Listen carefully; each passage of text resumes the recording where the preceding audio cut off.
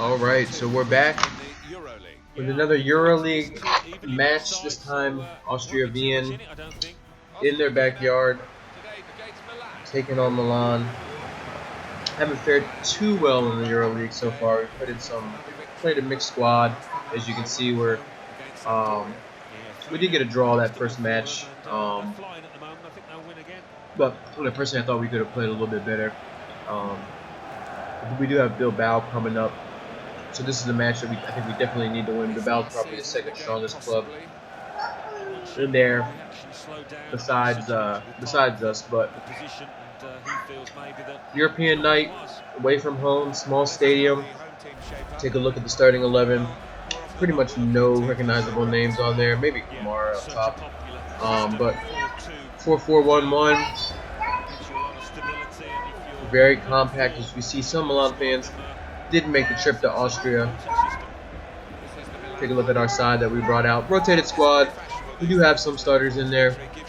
Got Poli, Neves, Churchy, Ezekiel, and Niang up top. So 4-3-3 kind of. Zuma at right back. So kind of channeling his some of the roles that he played at Chelsea under Mourinho. But 11th minute, we play in Niang. Goes down right outside the box, setting up a good opportunity for us. Hopefully we can hold on to Niang. I think he's a player that's got a lot of potential, but no Hakan inside, so Churchy steps up and just blasts it over. He did hit a lovely free kick last year, I think from about 32 to 33 yards. That kind of surprised the keeper. One of our best goals of the season, but youngster Barreca, who we brought in, with just a great cross, and Ezekiel just, oh my God, someone on the street walking by is going to find themselves a EuroLeague ball. Just puts it way over. Just a terrible finish, but Austria Vien, probably their best chance of the first half, and goes just wide. Good dribbling there in the box to find the space in the room to get off a shot, but we're into the second half. Zuma right back crossing, not one of his specialties, but Churchy's on the end of it. Does great to just make something out of it. Smashes it at the keeper near post, and it just finds its way in the goal. And one thing about Churchy, he just seems to always find just different ways to score. I mean, look at the control, just multiple touches, brings it down. Keeper definitely should have been doing better. Probably should have parried it out wide. Maybe he got surprised by Churchy trying to sneak it in, but it actually goes off his head. So 1-0. As we see, just a good snapshot. Agazzi, good job of getting there. Zuma again on the attack. This time Niang cuts it inside. Just terrible defense right there by by Austria Vien. Lets him in, and Churchy, while trying to control it and get a shot off, I was trying to just flick it, maybe do a back heel, but he took an extra touch and goes to kick, and the keeper kind of goes through him a little bit. It's a little bit of a soft penalty, especially these days, but he did directly go through him, and Churchy steps up to the spot, hoping to add a brace, put us up 2-0, and just tucks it into the back of the net. Keeper's left motionless. 2-0 on the road to Milan. 81st minute, looking like 3 points are in the bag. Niang again cuts it inside. No one to pass it to, but he cuts it back, and Churchy looking for his hat, or Poli actually looking to make it 3-0. First shot blocked, second one falls right to him and just hits it wide. But Niang with another lovely chance. And Niang played just very well this game. One of the reasons, like I said before, we're trying to hold on to him. I mean, he's just so athletic, tall, strong, good pace, pretty decent technical skills. Maybe has to work on his finishing a little bit, but just like that, 2-0, 3 points should elevate us to top or near the top of the EuroLeague. Churchy definitely deserved man of the match. We didn't have that many shots on target. They kind of played compact, forced us to break them down, and we didn't have that many creative players on the side, but we did manage to get out of there with a victory. And after that, we head back on the road against Bari, who's promoted last year from Serie B. We come out in the change third kits, looking to not bounce back so much, but just to get a better play a little bit better. You see Boateng in there. It's not, actually, I don't think it's Kevin Prince Boateng. I'll be honest, I don't even know who that Boateng is. But you know, after we do rotate the normal spot back in, so we've got to start just putting together victories, and it's tough because the fixtures are starting to pile up, as you see. Pretty much our strongest lineup, but like I said before, you know, we've got to these are the matches that we've definitely got to win, and Bari this time just gets off on the front foot. Just a great near post save by Lopez, but unfortunately Zuma called for another soft penalty. This time, I think the ball, we'll take a look in the replay, but good call for a handball, and you can see it's, once we get back there, it's a little soft. You know, I mean, his hand was raised, but he didn't even interfere with the ball, really. The flight of the ball didn't change, and Bari steps up looking to make it, Vilakazi looking to make it 1-0 and kind of put the league leaders under pressure early, but Diego Lopez, just a great save, guesses right, tips it over the bar, and this time actually Milan, we actually won a free kick right outside the box. So, you know, we try to put the pressure on them, especially with Shahari, his dribbling skills. And when we got Hakan, you know, a lot of times I just like to go and try to win these free kicks for reasons like that. I mean, last year I think he hit the post 3 times. This year he's just been on fire. He's been a lot like Willian this year for my Chelsea boys in terms of just banging in free kicks. Anytime we get close within striking distance, I mean, I feel like he's going to put it into the back of the net. And I mean, just look at that strike over the 4-man wall. I mean, that keeper wasn't even close, didn't even have a chance. If the fans that once again traveled 2 times in 1 week, just saw a lovely free kick. Unfortunately, the video did cut off. We didn't have the video did. For some reason stop recording.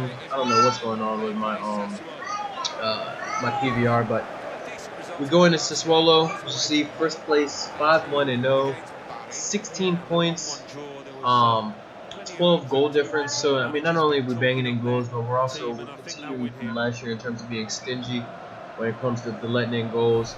As you can see, top scoring team with 14. That goal difference of 12, so we've let in 2 goals, but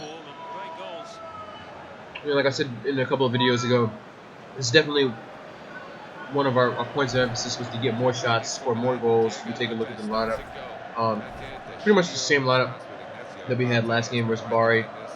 I think actually maybe Poli comes in for Neves or De Jong, but you know, we want to put more pressure on them, get more shots off. I think last year we tried to dribble a little bit too much into the box to create shots, but you know, this year, I think we're going to be more audacious. We've got better attacking players, more confidence. I think the 4-3-3 opens up the offense a lot more, pushes a lot more players wide. They kind of open up that middle. I think last year, like I said, it was very congested in the middle. We tried to just break teams down with just possession-based passing. This year we got more speed on the outside with Berardi and El Shahari and Mkhitaryan. So, you know, early, 2nd minute, Mkhitaryan controls it. El Shahari getting around that near post and just taken down by the Sassuolo man. Just a terrible challenge. I mean, there's not much he can do from that angle. I mean, I guess he could probably cut it across goal, but they had it covered fairly well. Salico gets the yellow card. 3rd minute, I mean, we can really just put Sassuolo behind the 8 ball early and taking just a commanding 1-0 lead. As you can see, definitely goes down. Definitely a penalty. Didn't get any of the ball.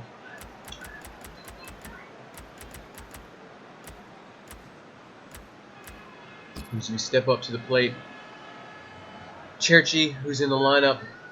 I think we might have went with a couple of strikers this game, but Cherchi steps up, puts it into the back of the net, looking like my penalty kicks from last year. Just terrible placement, very savable shot, but nonetheless finds the back of the net.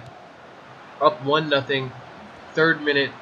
actually more into the 7th minute, looking for more. Mkhitaryan slips in, back a shot. Oh, left-footed shot. I mean, he's just been playing so well for us. He's so confident, both feet. He's a pretty good striker of the ball with both feet. As he skips around this challenge, puts in another shot that's blocked, goes right off the chest, and for some crazy reason, I mean, they called it back.